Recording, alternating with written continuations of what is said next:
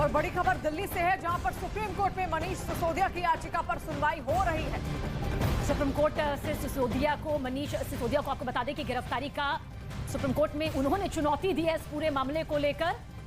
तो आपको बता दें कि मनीष सिसोदिया जो कि 5 दिन की सीबीआई रिमांड पर है, उनकी तरफ से दरअसल चुनौती दी गई थी इस गिरफ्तारी को लेकर, जिस पर अभी सुनवाई चल रही है। सिसोदिया की याचिका पर सुप्रीम कोर्ट में सुनवाई चल रही है। सुप्रीम कोर्ट की तरफ से सिसोदिया को हाई कोर्ट जाने की सलाह दी गई है। ये इस वक्त की बड़ी जानकारी आपको दे दें। इस वक्त की बड़ी खबर हम आपको बता रहे हैं, सुप्रीम कोर्ट की सिसोदिया को हाई कोर्ट जाने की सलाह दे दी गई है। विक्रांत इस वक्त हमारे साथ फोन लाइन पर जुड़ गए हैं। विक्रांत, और क्या जानकारी?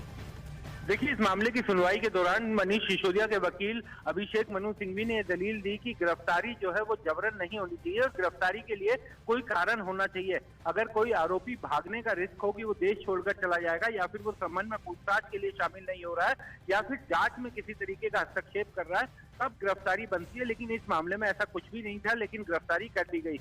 सुप्रीम कोर्ट इस मामले को शुरुआत से सुनने का इच्छुक नहीं दिखाई दे रहा था, क्योंकि सुप्रीम कोर्ट का यह कहना था कि आपके पास हाईकोर्ट जाने का भी अधिकार था, लेकिन चूंकि ये दिल्ली का मामला है और सीधे सुप्रीम कोर्ट आप आ गए, ये ठीक नहीं है। और भ्रष्टाचार के मामले में, इस मामले में एफआईआर दर्ज हुई है, तो आप सुप्रीम कोर्ट की जगह हाईकोर्ट जा सकते थे। तो मनीष सिसोदिया के वकील ने अपनी याचिका वापस ले ली, क्योंकि उन्हें पता था कि सुप्रीम कोर्ट अभी इस याचिका को खारिज कर देगा। तो उसे देखते हुए उन्होंने अपनी याचिका वापस लेने की बात कही। और हाईकोर्ट, सुप्रीम कोर्ट ने ये भी सुनवाई के दौरान कहा कि ये विनोद दुआ के मामले का हवाला दिया गया कि विनोद दुआ के मामले में सुप्रीम कोर्ट में सीधा मामला आया था, लेकिन कोर्ट ने कहा कि विनोद दुआ पत्रकार है, इस मामले में ऐसी कोई कारण नहीं दिखाई देता कि सीधा सुप्रीम कोर्ट आया जाए। तो निश्चित तौर पर मनीष सिसोदिया के लिए एक झटका इसे कहा जा सकता है, क्योंकि सुप्रीम कोर्ट वो अपनी गिरफ्तारी को गलत और गैरकानूनी बताते हुए गए थे, और सुप्रीम कोर्ट ने फिलहाल इस पर किसी तरीके का हस्तक्षेप करने से इनकार कर दिया।